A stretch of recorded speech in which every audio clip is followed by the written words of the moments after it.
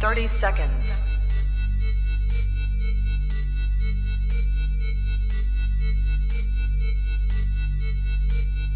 T minus 20 seconds.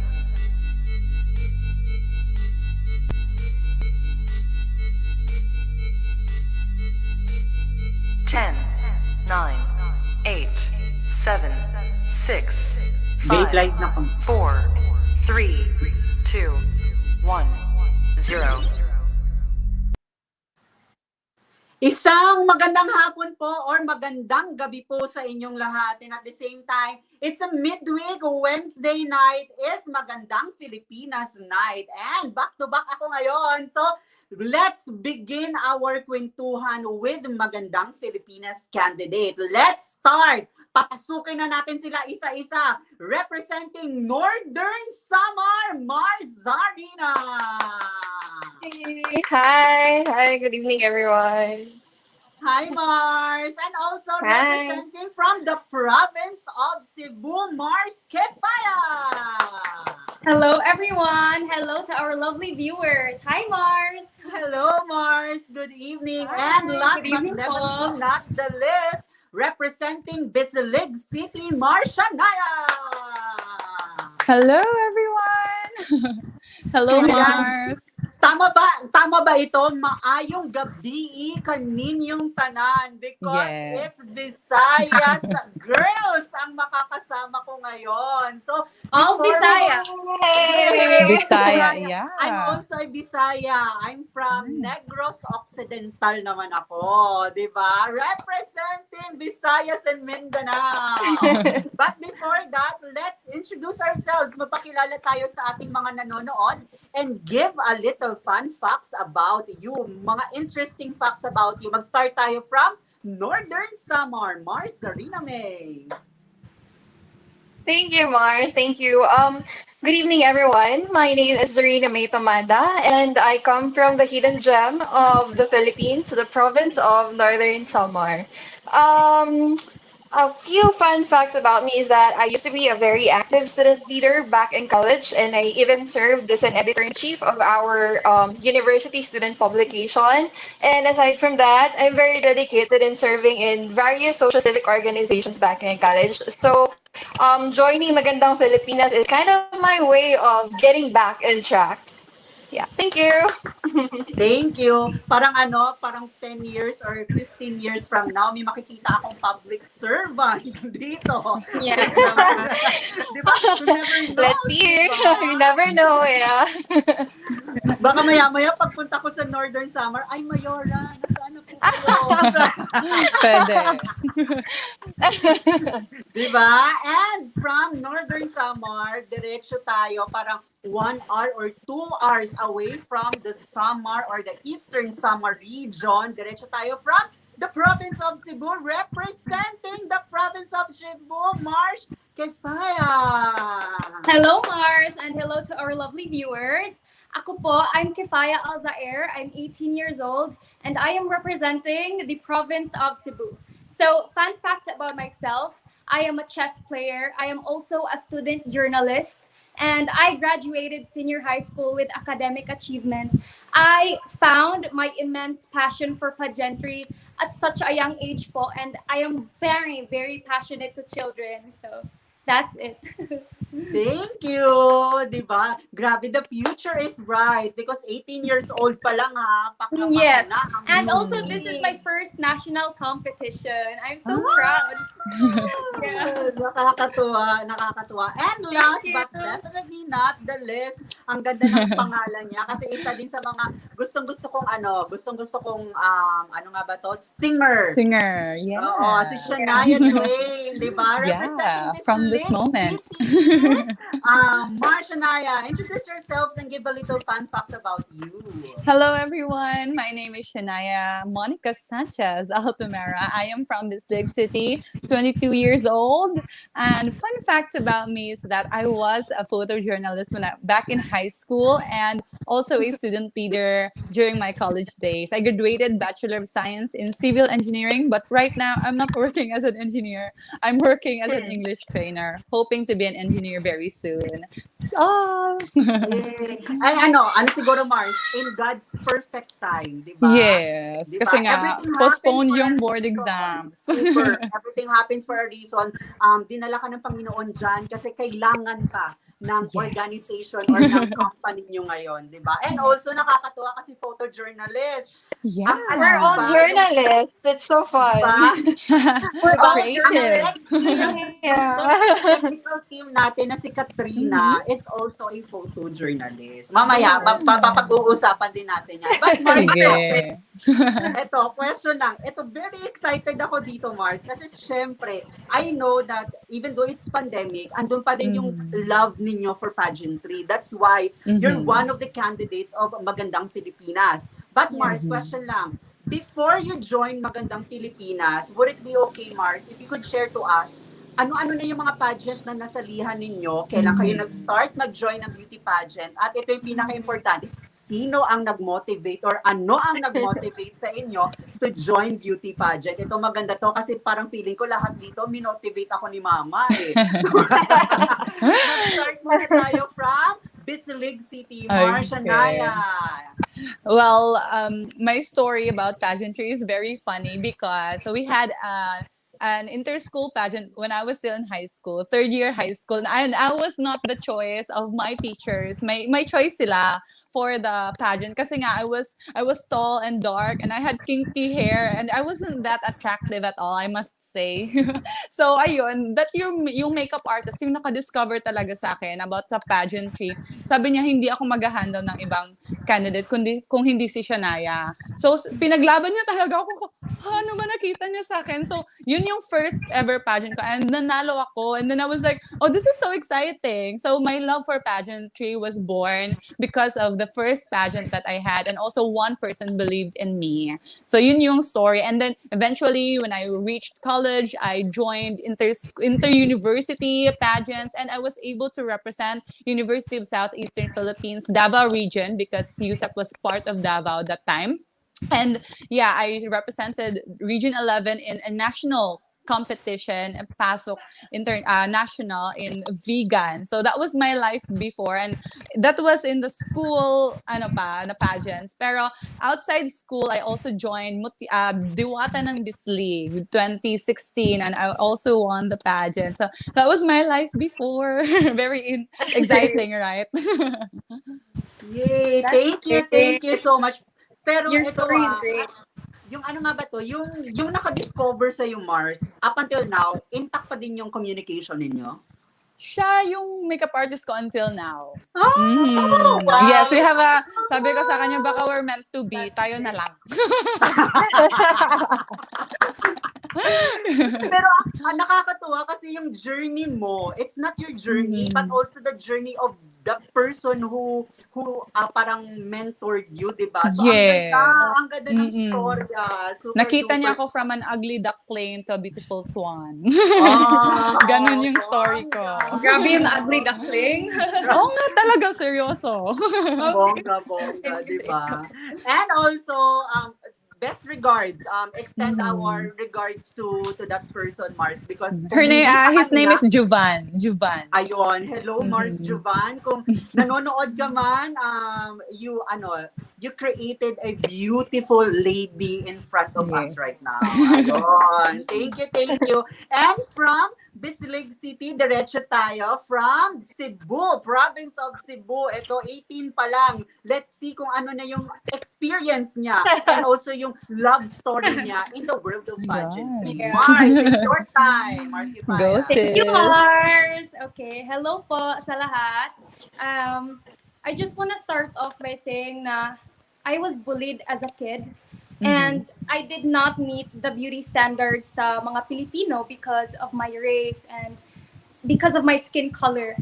And because of that, I had a very, very low self-esteem growing up.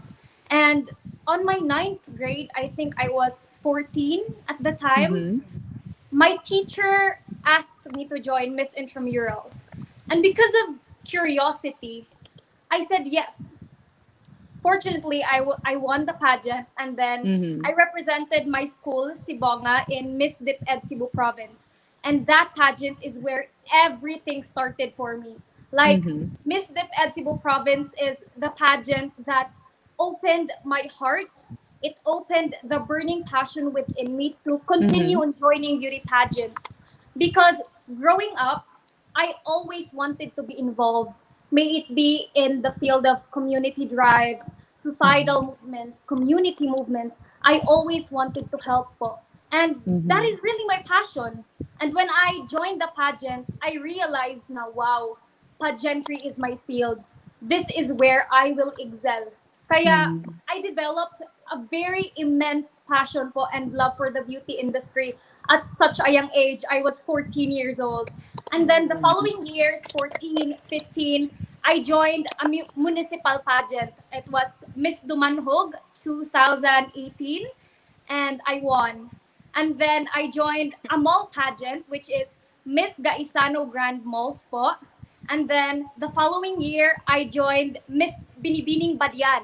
It was also a Mhm. municipal pageant. And then I'm very grateful because of the people who supported me. And then just recently po, last year, 2020, I joined Miss Isabel Leyte 2020. And then I got the title. And I am lucky po because I was 17 years old at the time. Mhm. And because of that, I was able to use my voice and raise my causes po. I was able to conduct a series of community drives, series of societal problems in the community. And I just want to say thank you to everyone who supported me all throughout. Kasi sobrang bata ko po nag-start. I was 14 years old, and who would have thought?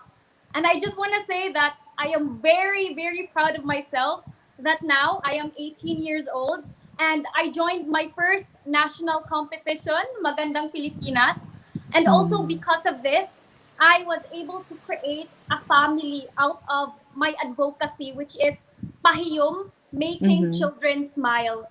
And there were a lot of youth volunteers, for tutor volunteers that I created. And I'm just very grateful to everyone supporting me all throughout. And laban.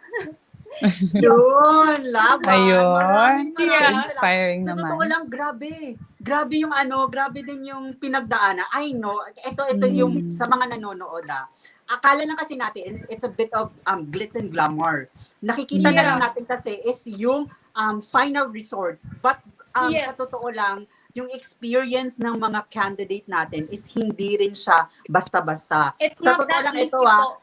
super duper Totoo mga talaga. fun din na mga memories Mm-hmm. din nila with regards to may mga iba dito nagjo-join talaga ng barangay pageant. 'Di ba may Talaga. mga ganon? Diyan tayo Ang saya, nagsa-start. ang saya, super duper. Mars Kifaya, the future is so bright. Sa totoo lang, the Thank Mm. you. future is Thank so you bright. po. 18 years old ka pa lang, whatever happens in this competition, you have a huge ano nga ba to? Parang time pa to prepare Mm-hmm. Mm. you in an Yes. international pageant. But who knows, an 18-year-old can snatch one of the crowns of Magandang Filipinas. Kaya We're good luck. hoping po. And I believe, Mars, my compassion, my burning compassion will drive me there. I really Mm. believe po.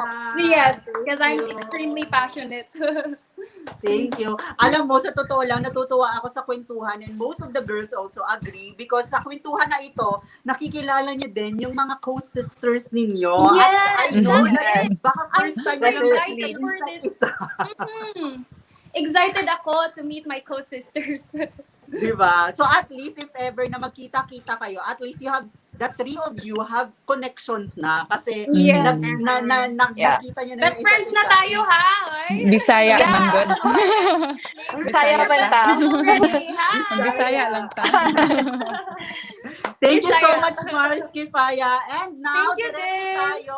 Diyos ko, naglalagablab sa comment section. Ang daming supporters from Northern Samar, Sarina May. It's your time to shine. Hi. Kamusta Hi. ang love story mo sa the world of pageantry?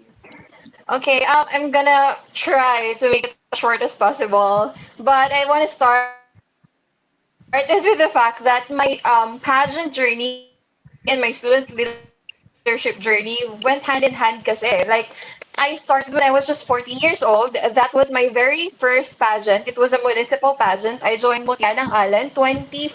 2012. I was 14. 2012, and fortunately, I won. It was a much unexpected win because my handler, just like the rest of the girls, just discovered me at an event. During an event, I'm one of those girls who like give out the awards sa gilid-gilid lang. I'm one of the ushers. Yan. He saw me, kind of forced me to join the municipal pageant, but I'm so glad he did. I'm glad he did because I discovered this somewhat kind of innate drive in me to keep joining pageants. And at first, it was just like, okay, I'm just gonna join this pageant because I've got nothing to lose anyway, something like that. But during my stint for Miss Northern Summer 2014, that's when I realized that, oh wait, this isn't just a pageant like where you would walk and not do the talk. Like when you're beauty queen, you should walk and do the talk. Like you should advocate for Mm-hmm. something. You should be fighting for something. You should be championing something. Like something that's might seem small for others, but for you, if it's something that's significant, it matters. And that's what I realized during my time when I joined Miss Northern Summer. And fortunately, I won. I won Miss Northern Summer, championing the cause for local tourism, which opened up somewhat kind of a lot of tourist attractions in our locality. And then when I got into college, I got into different social civic organizations, student organizations, and the most notable for me was my time served as an editor-in-chief because as an editor-in-chief or as a student journalist, you go into immersions, you meet peasant leaders and stuff like that. So parang I was kind of awakened to the real struggle of the people. And from advocating and championing tourism, I shifted into advocating for more, for me, for more meaningful causes. Like, for example, when I joined Mrs. Kwa 2018 and won in the same year, I was advocating for athletes' welfare, the facilities that are provided for them, and just giving them a voice or just amplifying the voice that they already have as a collective, Mm-hmm. and then during my last years in service in college, that's when I met peasant leaders, like leaders of farming communities. And that also opened my eyes and made me want to gigil na gigil talaga ako. I really want to give them a voice. I really want to give them something. I want to help them. But unfortunately, I myself am not capable of doing that on my own because I don't come from a rich family. I come from a poor family. That's why I feel like pageantry is my only way. You know that I may sound desperate, but pageantry is the only platform that's available for leaders like us, leaders like me. Mm-hmm. So that's why I'm here, and I keep saying that my student leadership journey goes hand in hand with my pageant journey because without my experiences and my exposure as a servant to the people, I wouldn't want to be joining more pageants because, to be honest, it's really stressful. It's really stressful, and you open yourself to a lot of criticisms out there. There will be a lot of people who will distract you or those things, but I think that my fight and my will to give and amplify the voices of our farmers is worth it. It's just worth it. That's it. Thank you. Thank Thank you. you. Thank you so much, Mars. I'm very nga ba to, parang personalized din yung naging Mm-hmm. Mm-hmm. journey mo with regards to Yeah. the pageantry. And kanina, you said then, and also segue ko, i-bridge ko sa next segment natin. I know that you join beauty pageant not only to represent yourself You represent Yes. Yes. also the Yes. city or the municipality that you are representing because you are Mm-hmm. representing the people behind the True. municipality or the city. Pero ito, question, hindi pala question. It's a little challenge, mga Mars, because ganito ang mangyayari. Makinig. If ever na pupunta kaming tatlo sa Mm-hmm. municipality or sa province na nire-represent ninyo, magiging tour guide kayo namin ngayon. tour us in your province or in your municipality. Saan tayo pupunta? Ano yung mga kakainan natin or what? I'm excited for this one. Let's start from Bislig City. Okay, hello. I'm Shania from Bislig City, the booming city by the bay, as they say, because my city is near the beach, near the coast. So if you are going to come here, of course, I will bring you to the beautiful islands. We have beautiful islands here in Bislig. It's called Hagonoy Island. You can see white sand beaches, and behind Hagonoy Island is a naked island, very perfect for Instagram pictures, for social media, and also if you want to disconnect yourself from the noise of the city, it's Bislig City is a perfect place for you because it's a small city. Not a lot of people live here, so you will not experience traffic at all. And yeah, we also have the Little Niagara Falls of the Philippines. It's called Tunuyan Falls. It's a very beautiful, you can see that it's a very beautiful falls, a wide falls, and this is something that we are very proud of, so I will bring you there for sure. And there are a lot of little tourist spots here that of course you can surely experience when you come here, and of course the food, we all love eating, right? So here because it's near the beach, we will serve you with seafood. I don't know if you love seafood, but we have a lot of fish here, crabs, crustaceans, all kinds, and shrimp for the love of shrimp. If you're not allergic. And yeah, what else? And I most importantly, you must meet the people here. The people here are very funny, very welcoming, and even the LGU is very supportive. Once that they know that there is somebody who is a visitor, they will eventually bring you to places, and they are very welcoming, that they will even drive you wherever you want to go or whatever you want to see. And even I would like to acknowledge our city mayor Florencio Garay, and especially Vice Mayor Jonas Bobong Kakayan, because they have assisted me all throughout my journey. And yeah, I hope that one day you can come here and not just see me, but see the people and my city. That's all. Thank you! Thank you. Sa totoo lang, Mars, sa inyong tatlo, sobrang inggit na inggit ako. Kasi dagat na talaga ako, sa totoo lang, Mars. Ayun, maraming halika, dagat Mars. Diyos ko, kung alam nyo lang, sa totoo lang, sobrang na-deprive talaga kami dito sa Metro Manila ng dagat talaga. Pero Mars, Shaina, maraming salamat sa pag-share. At siguro kapag makapunta ako dyan sa Bislig, magdadala ako ng madaming antihistamine because of the shrimp na ipapakain. Talaga, oo. Diba? For sure. Ayun. And syempre, from Bislig, diretso tayo from the province of Cebu. Ito, madami-dami ding itong i-offer sa atin. So, Yes. Mars, Kifaya, ikaw yung magiging tour guide namin. Saan tayo pupunta sa the province of Cebu? Okay, hello mga kamars. Hello everyone. So, Mars, if pupunta ka dito sa province of Cebu, it will have to be at least a 3-day vacation dahil sobrang dami ng mga tourist wonders natin dito sa Cebu province. So, Cebu province is actually very full of beautiful geographical setting. We have a lot of land, we have mountains, we have delicious food in here. So, before anything, before going to the beautiful wonders in my province, first and foremost, dadalhin ko po kayo sa Mama Mary Shrine of Simala. It is the biggest shrine of the Philippines, and it is located in my municipality, the municipality of Sibonga po. So before anything else, let us give our supplication muna to God and to Mother Mary. After all of that, we will go to Mual Bual, Cebu, in where we have very clear blue waters. We can do snorkeling. We can do diving there. We can watch the turtles. We have very beautiful sea creatures there and colorful coral reefs. And then after that, we can go to Badian, Cebu, where we have the famous Kawasan Falls. The water is very refreshing. And sabi mo, Mars, dagat na dagat ka. We have a lot of seas in Cebu province.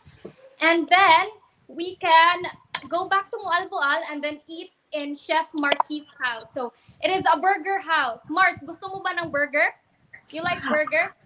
Ang pagkakalam ko dyan sa Marquis House, yan yung may pinakamalaking Yes. burger. Very delicious din. It's very delicious, Mars. So if you come here in Cebu province, I will definitely take you there.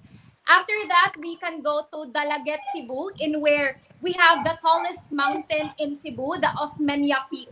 So it's very overlooking. We can go there at 5 to 6 a.m. so that we can see the sunrise po. It's very beautiful.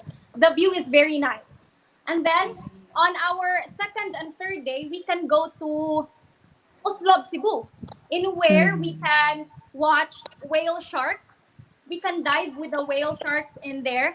And then we have a lot of geographical settings here in Cebu province. And then to finish it off, we can also go back to Mama Mary Shrine po so that we can wrap up our laag time. So laag is a Bisaya word for Gala. going Gala. to places. Gala, yes. So, yan po. And then, Thank you. yes Go, po. Mars. Mars, you will really enjoy. So I convince you to really come here to Cebu province because we have a lot to offer in here. I only mentioned a few pero sobrang dami po. Super Yeah. duper. Ano din ako, ano nga ba to? Cebuano din ako by heart. Kasi Oh. every year, pumupunta talaga ako ng Cebu because of the Mars. sinulog. Oh, Mhm. yes. Yes, Yun. naman. Thank you, Mars. Kaya. Welcome. And, syempre, ito, question ko lang din ito. Bago ko siya itanungin, Marzarina, ano ba pinagkaiba ng Northern Samar at meron din bang Southern Samar? And also, Mars, would it be okay if you could tour us in your province, the province of Northern Samar? So yeah, to answer your question first, there's no southern Samar, but there is eastern and western Samar. I think what you always hear of is eastern Samar. It's the more popular side of Samar that's heard many times in the news and the TV. But I claim that northern Samar is the hidden gem of the Philippines. I'm gonna claim that right there then, because I feel like northern Samar is a bit.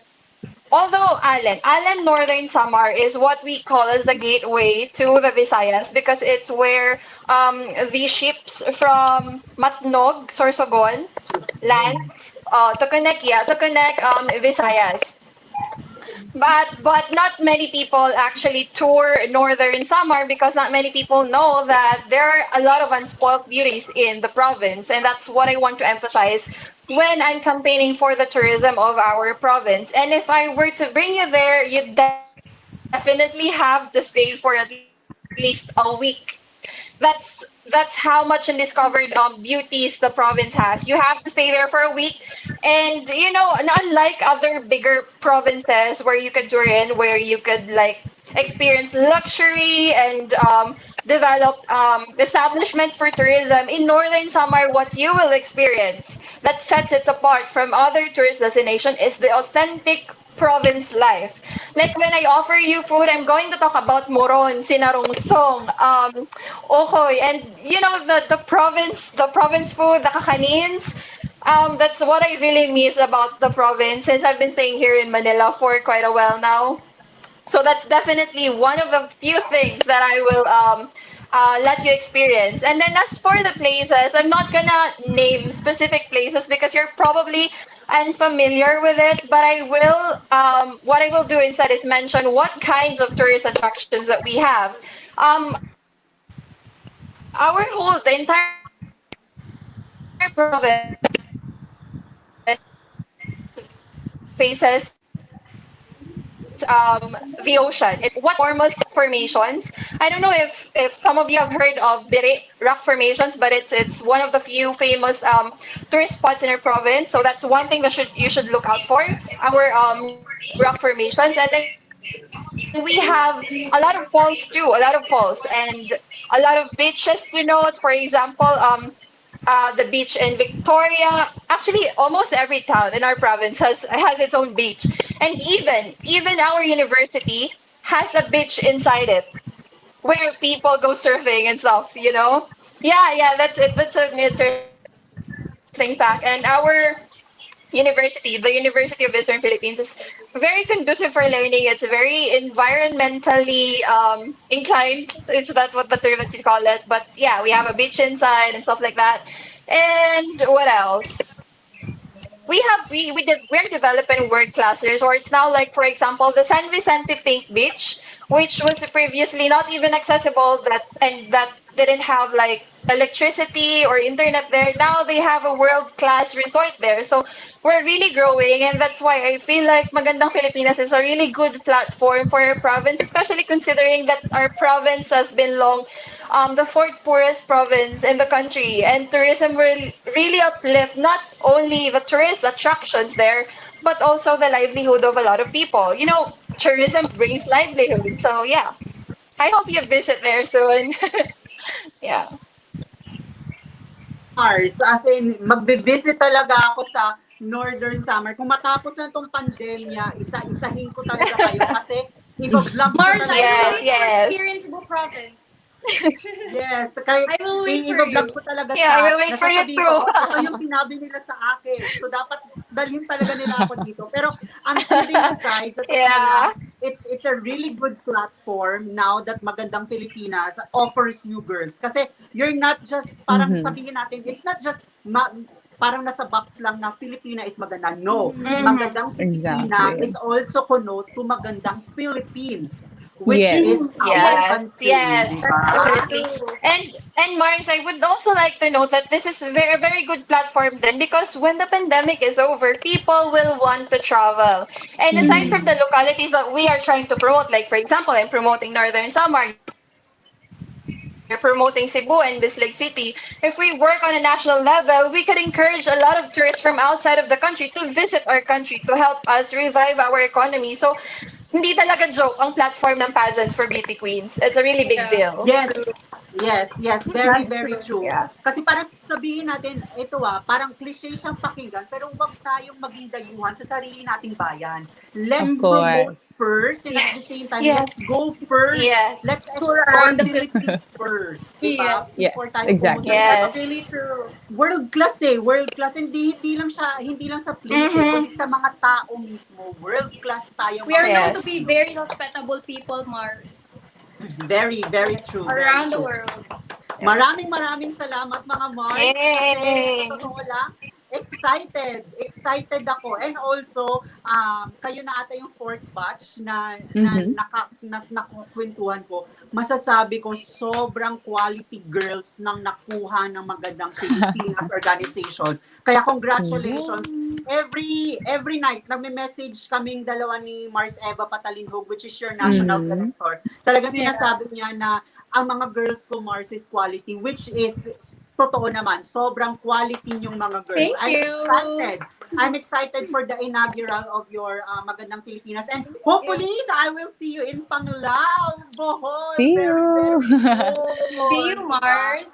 And Malapit I know, na. Mars, Yeah, Mars, see I know, you. Mars, that you joined beauty pageant not only for the glitz and the glamour, for the fame or whatnot. I know that you joined beauty pageant because of the platform that ito yung magbibigay sa inyong platform, and at the same time, yung matcha-champion ninyo yung causes ninyo, most especially advocacy. I know, Mars, kasi Yes. parang when you enter national pageant, hindi na siya, you're from nobody, naging somebody na kayo ngayon eh. Yes. Nahi-heard na kayo talaga ngayon ng mga supporters ninyo. So I know that each and every one of you has a causes. Mars, this is the time right now that we can talk about your causes or your advocacy and what are you championing to.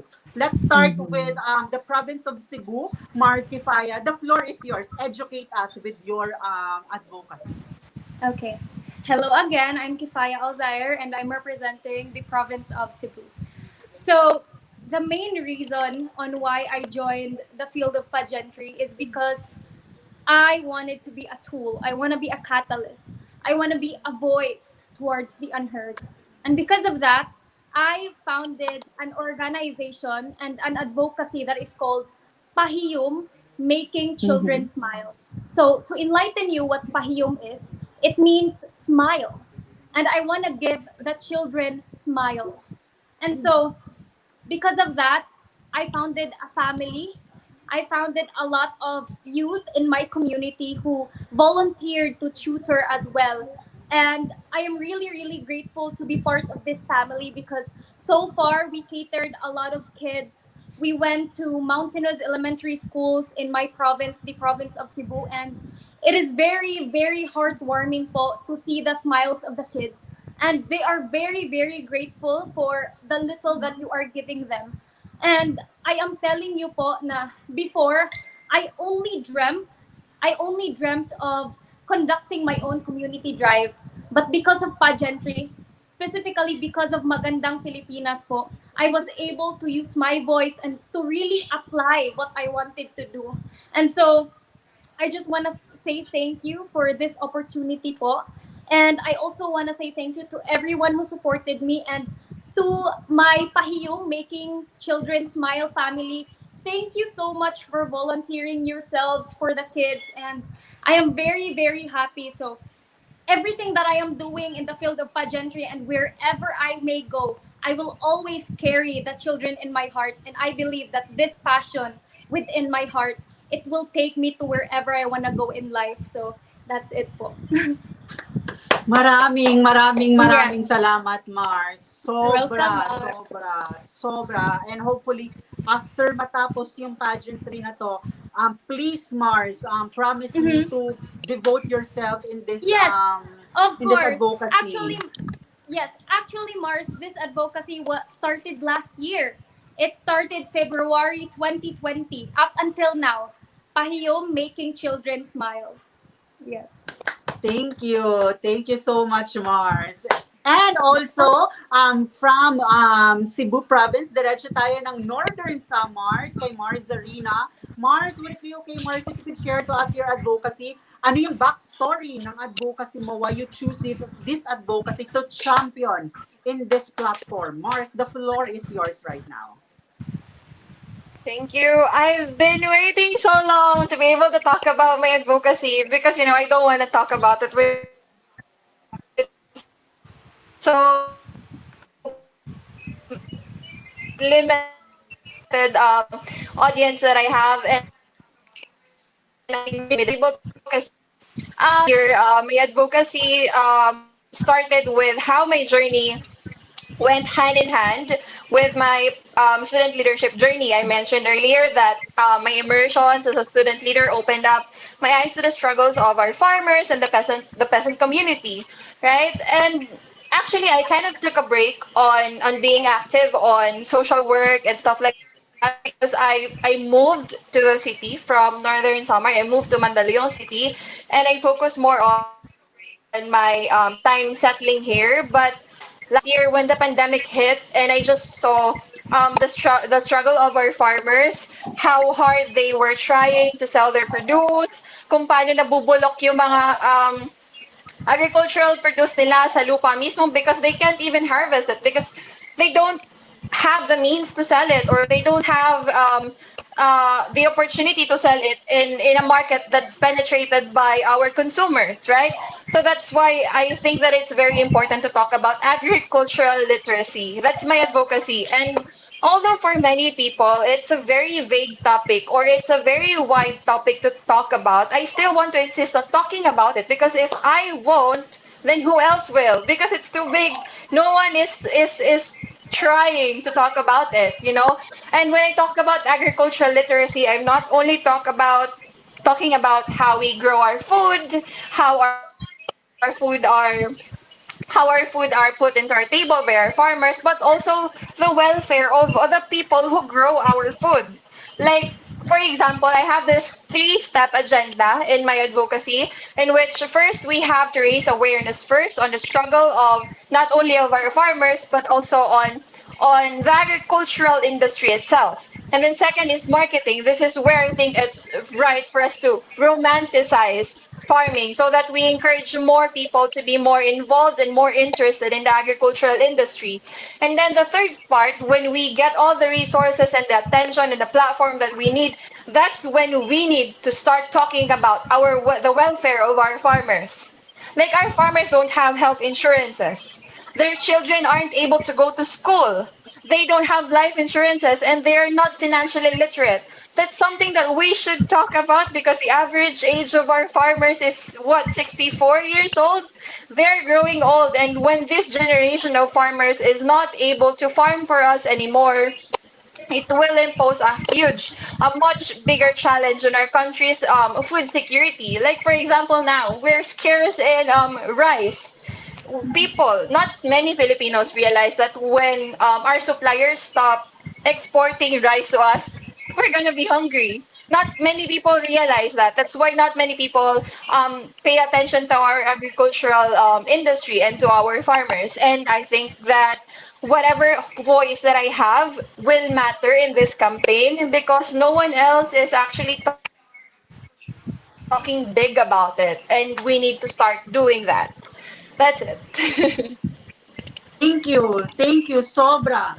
Very Sobra. Kasi relevant. parang, if, if, if yung mga nurses natin, is our frontliners.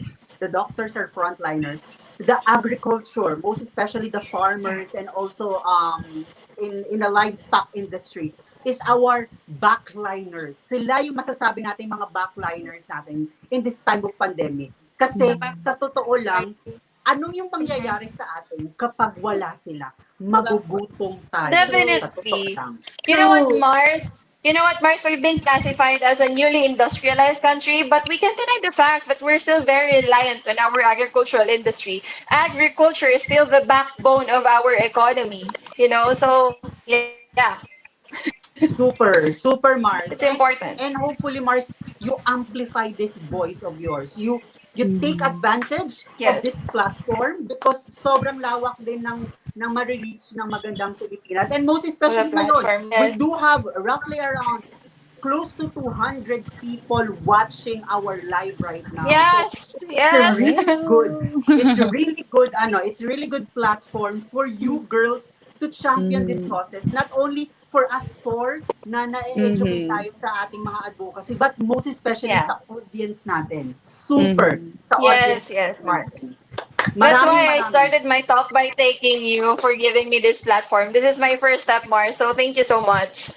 Welcome. Kasi sa totoo lang, girls, kung kayo may mga advocacy with regards to that, ang advocacy ko naman talaga is for me to use my platform as a Mars France to be a medium or be a middle within the Yeah. pageant girls to voice out their causes. Kasi ang totoo lang, ang kwentuhan, most of them siguro parang chikahan ng no. Kwentuhan is more on about let's talk about your advocacy because this is really matters. Yeah. This is really matters. Kaya Yeah. super duper thank you. Yeah. Thank you mga Mars. Thank you, And Dick. last but Thank definitely you, not the least, Mars. I'm Thank excited. you. I'm excited for her advocacy. Mars, Shaina, would it be okay, Mars, if you could share to us your advocacy? Yes, of course. It's my pleasure to share to you my advocacy.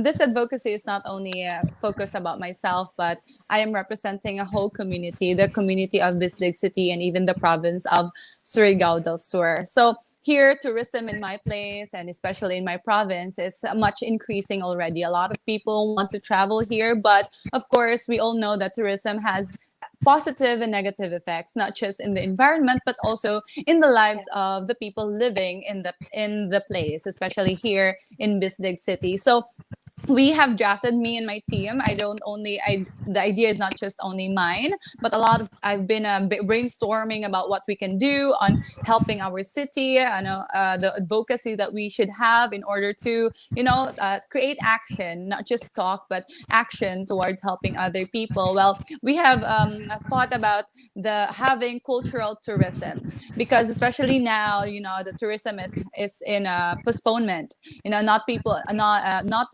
not a lot of people are welcome to visit the different cities. And here in my city, we are in a pause somehow with tourism. And this is the time wherein we can build our city even more and also focus on its culture, promoting the culture, preserving the culture, because yeah, people know that tourism is just about luxury, and not really luxury, but having the leisure, having to relax in another place. But it's not just about that. It's also about knowing a city, knowing the story of that city, knowing the people living in that city. So we want to influence other people to really help the people living in the locality they are visiting, to know their story, to really reach out to them, to talk about what products they can give, the services that they can give in order for us to help them, to avail local products, to avail local services, because in that way we are also increasing the revenue in this locality, and also improving their economic stability somehow. And yes, there are also different talents here in Bislig that we want to support. There are dance troops called Sindak Anib dance troops. There are a tribal group. This they promote the lives of Lumads. So when we say Lumads, these are local people, and they are living in the remote areas. I believe that there are still people who have not been reached by the advent of technology. So we would like to reach out to them, to know their story, to know their livelihood, of course, and to help them, to support them with the products that they're producing, to avail of the services that they can give, to really promote the culture of my city. And somehow I hope that what we are doing here in my city will also happen in other cities as well, so that not just tourism will be promoted, but also the culture, the historical background of our country will be emphasized when people come to visit us. So yeah, that is my advocacy all about. It's all about cultural tourism. Thank you. Thank you so much. And also very good din na advocacy, kasi at the end of the day, let's not forget our culture. Sa totoo lang, in this time of technology, ang hirap. Sa totoo lang, eto, sino pang nakaabot sa inyo ng piko, ng Chinese garter? 'Di ba? Ayun po. Kailangan din natin siya. Ito parang sabihin na lang natin, hindi siya parang medyo hindi siya ganun kasayang laruin ngayon. Pero at the end of the day, tayo nilaro natin siya without the social media pa noon, pero sobrang saya naman natin. Sa totoo lang. True. Ako sa totoo lang, proud na proud ako. Those were my memorable Naging model times. ako dahil. Ayun. Chatong. Naging model ako dahil. Mother sa Chinese garter. Diba? Nag-10-20, naging model ako. Ayun. Diba? Hindi na nila yun na-appreciate ngayon. Kasi nga, more on na tayo into gadget. And if we can preserve the culture, There should be a balance. Yes, it's very true, Mars. Super duper, very true. And thank you sa pag-join sa aming advocacy round. And now, eto na mga Mars, meron akong sasabihin ngayon sa ating mga audience, sa 175 viewers natin ngayon. If you want to ask questions to our three beautiful ladies, feel free to ask. Ito yung mangyayari. Message nyo muna yung pangalan ng city and then your question. Like for example, mga Mars, ito, Miss Bislig City. Question is, what is your favorite color? Miss Cebu, space, what is your favorite book? Miss Northern Samar, what is your favorite cartoon character? At sa lahat po ng nanonood, don't ask na super duper pageant question. Let's ask them personal question para makilala pa sila natin. A simple favorite color can define a girl's personality. So, magtanong po kayo, drop your question. Ayun. But before that, syempre, ako muna ang magtatanong. Meron tayo dito, blue box. So, sa blue box na ito, may mga certain questions dito. So, mag-start tayo kay Northern Samar. Marzarina. Bubunot na ako ng question mo. Kinakabahan ako dyan, Mars, ha? I'll ask this twice. Impromptu. Right? Alright. Okay, question. Very cute question ito. Who is international personality you would like to take a selfie with? Again, who is the international personality you would like to take a selfie with and why? Hi, yeah. Of course, definitely. I think I don't know, she's not here, but one of my sisters in Magandang Filipinas already know that I'm a huge K-pop fan, and I definitely would want to take a selfie with BTS. It's a bit embarrassing to start with that, but I'm a fangirl. I'm a proud fangirl, but I want to take a selfie with them and put meaning into that, a deeper meaning into that, because BTS has been a partner of UNICEF for quite a long time now. I think it's been almost 2 years. And I really admire what they have been championing for children mostly, and for their campaign Love Yourself. And I think that's something that really matters, because especially now in the time of pandemic, we live in a virtual world where we are subjected to a lot of comments, a lot of criticisms, a lot of bashing. And BTS's message for loving yourself and stopping hate and bullying is very relevant. And I feel like if I get to take a selfie with them, that would mean that I'm in a place already where I would have a say in these causes that they're trying to champion for. Like, kapag may chance na ako magkipag-selfie with them, it means that I did something right. And I'm there already. I can already talk about something relevant. So yeah, BTS for the win. Army! Yeah. Perfect. Army! Army! Yeah. Diba? Thank you so much, Mars. And diretso tayo ngayon from the province of Cebu. Mars Gimaya, your question is... Yes. Hello, Mars. Ayun. Alright. Alright, ang ganda ng question. What is the role of beauty queen in a country that lacks unity? Again, what is the role of a beauty queen in a country that lacks unity? Thank you. Thank you, Mars. Okay, so I think that the roles of beauty queens and beauty pageants in a country that lacks unity is that it amplifies a voice that binds the connection of the people. How can I say this? I will set myself as an example. So, before joining beauty pageants, I only dreamt of starting a campaign, starting an advocacy. But after joining beauty pageants, I was able to apply or to imply that dream. That's why I made my advocacy, which is Pahiyong Making Children Smile. It connected and binded a lot of youth in my community, in my province, because we have a lot of tutors in my advocacy. And that is an example that I would give to you, Mars. Beauty pageants binds a lot of people together. It keeps us united and it amplifies voices. So during the Q&A part and during the application of the advocacies, that is very strong examples on how it binds the people together. Aside from that, it is a very huge platform. So Magandang Filipinas, it not only gives us a voice, but it also allows us to share it with other people and address the causes that we want to address in the society. May it be societal problems, may it be environmental problems, any kind of problem. And I think that it is very relevant because it makes us women empowered, and it uses our physical appearance, our emotional capacity, and our physical attributes to really use it towards a platform that we wish to address something, that we wish to be used for something, that we wish to be a catalyst for something. And so that's it. It binds the people together and it amplifies voices. Thank you. Hey, thank you. Thank you so Galing. much. Ang galing. At ito na, nakakatawa kasi nag-gauge nila kung sino talaga yung mga competitor ko talaga siguro to or what. Hindi. Sisters po Diba? lahat, Mars. We're all This group is very well spoken. Diba? Pero, kidding aside, syempre, ang ganda. Sa totoo lang, practice na to sa inyo. Diba? Yeah. very Yeah. relevant ng question, Mars.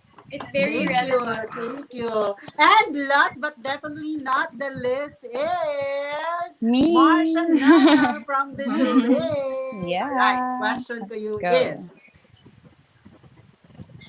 Ay, ang ganda ng question. Ang ganda ng question din na ito. If ever kayong dalawa, pakinggan nyo din yung yung question na to at sa inyong self, pwede nyo din siyang sagutin. Okay, the question for you, Mars, Shanaya. Nasaan na siya? Nawali si Mars. Oh. I think Wait she lang, got nawali siya. disconnected. Yeah. Oo, na-disconnect siya. Maybe it's because of the internet connection, Mars. Oo. Okay, okay, mag-intermission na muna tayo. Okay. Uy, Ayan, na pumunta. Ayan. Natakot yung wifi ko. Yung wifi yung natakot. Wait lang. Oo, ano ba Ay, yan? So, Mars, question ko sa iyo is, many women nowadays forgot a happy family life for a successful career. How do you feel about this? Again, many women nowadays forget a happy family life for a successful career. What is your feeling about this statement? Okay. I believe that not everyone is the same. There are different things that can feel us as a person. You know, if the career somehow fulfills a person, then we have nothing against it.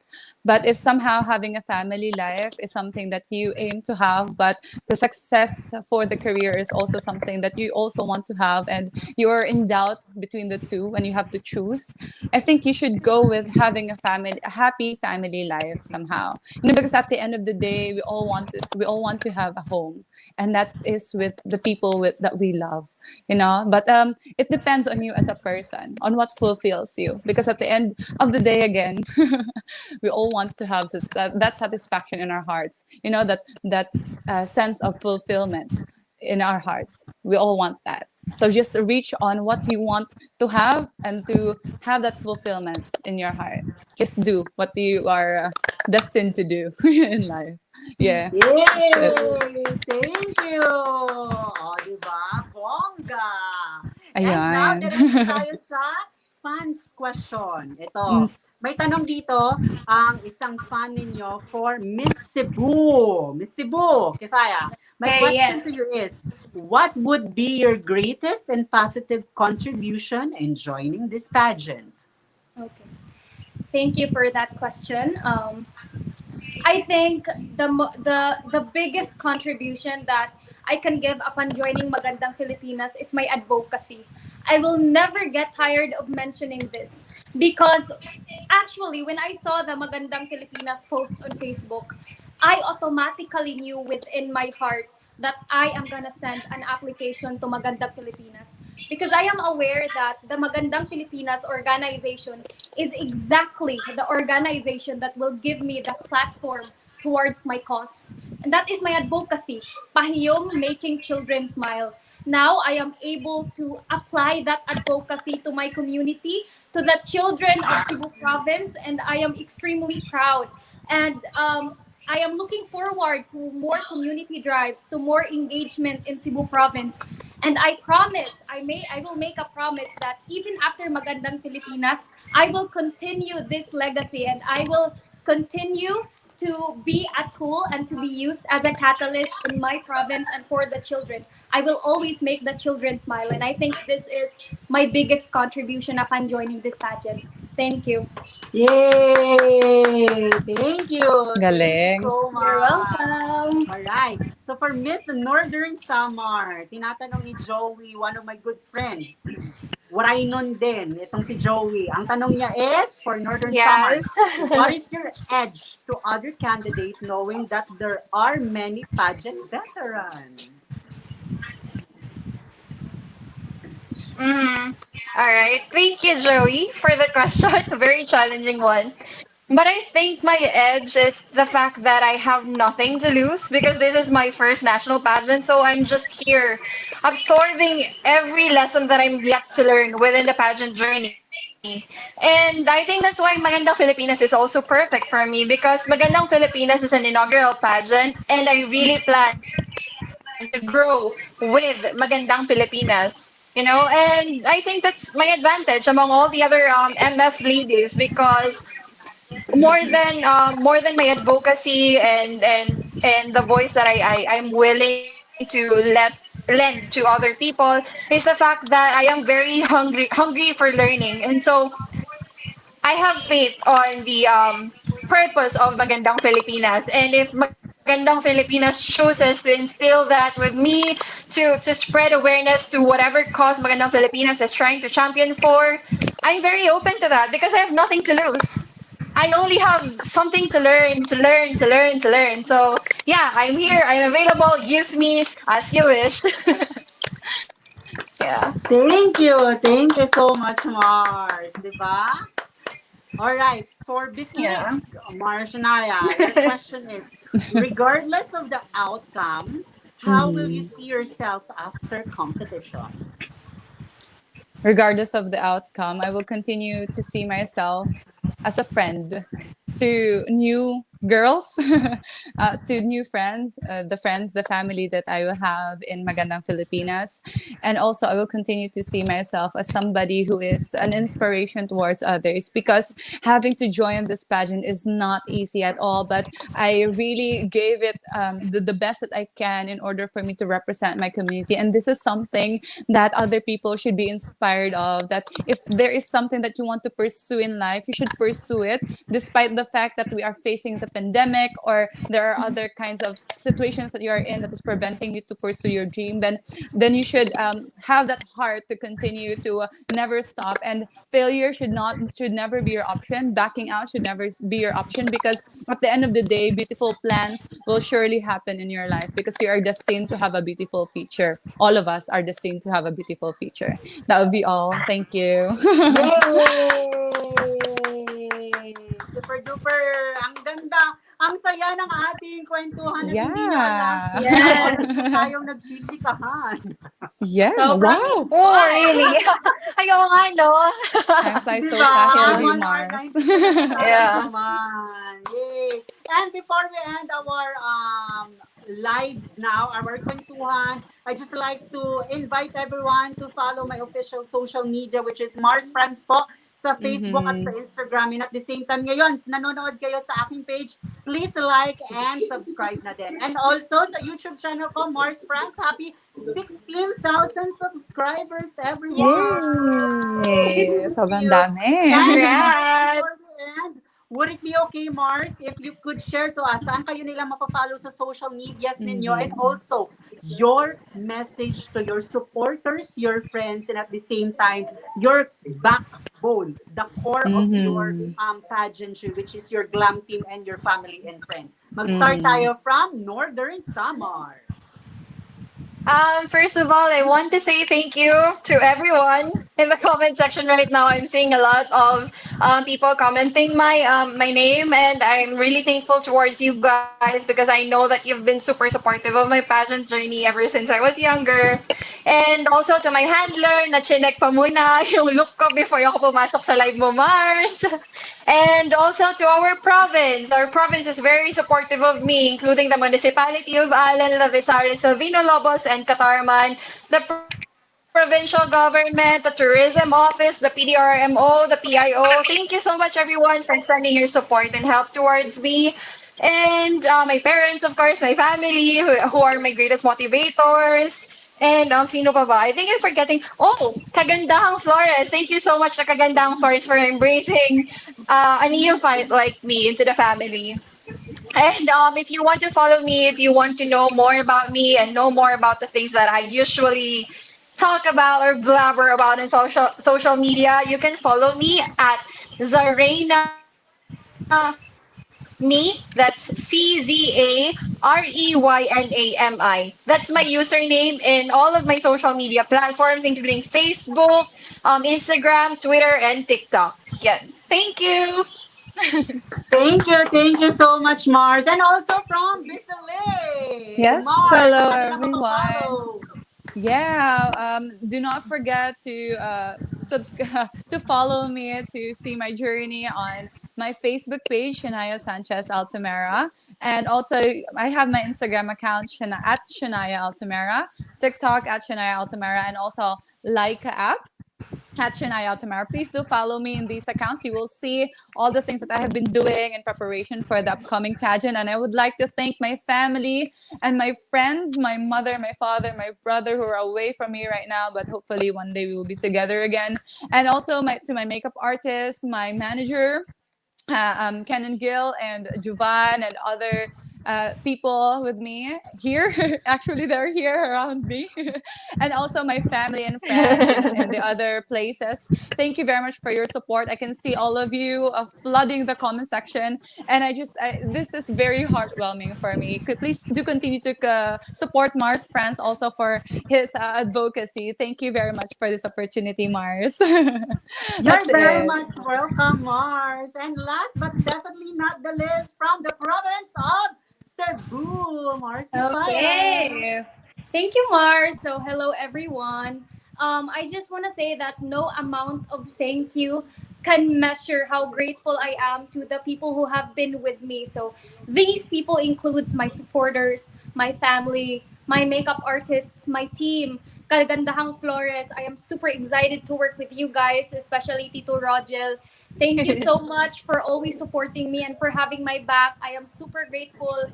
And I just want to say that lalaban tayo. And then you can follow me on my social media accounts. So this right here, Kefaya Alzair, you KEFAIAH AL-ZAIR. So that's my Facebook account, my Instagram account, and my Twitter account. So thank you so much to everyone, and I am super grateful. Yay! Thank you so much, mga Mars. And hopefully, kayong tatlo nag-enjoy sa ating Facebook Live ngayon. Super! Super, Mars. Thank you so much for the platform and the opportunity. Ayun. Thank you so much. Very much Follow Mars on his social media accounts, guys, kasi sobrang ganda ng platform niya. Thank you so much. And before Follow. we end our Yeah. live for today, mga Mars, again, parati kong sinasabi sa inyo, kapag hindi naman kayo sobrang importante na lalabas, just stay at home in this time of pandemic. Kapag lumabas man tayo, let's practice social distancing again and again, face mask, face shield, and also sanitize our hands. At kung medyo in doubt pa kayo with regards to the vaccine, please consult your doctors para malaman ninyo yung mga kailangan ninyong malaman with regards to the vaccine, because we need each other, and also, syempre, health is very, very well. So, yun yung sinasabi nila na, walang pilitan sa pagpapabakuna, pero kailangan din nating ma-educate kung ano ba ang dapat nating malaman kapag magpababaksin tayong lahat. Maraming salamat, mga Mars na nanonood, at thank you sa inyong lahat. See you later after ng Miss Philippines Earth Long Gown Competition. Meron naman akong live together with Miss Philippines Earth candidate. Bye, mga Mars! Bye! Wait lang, picture tayo. Picture tayo.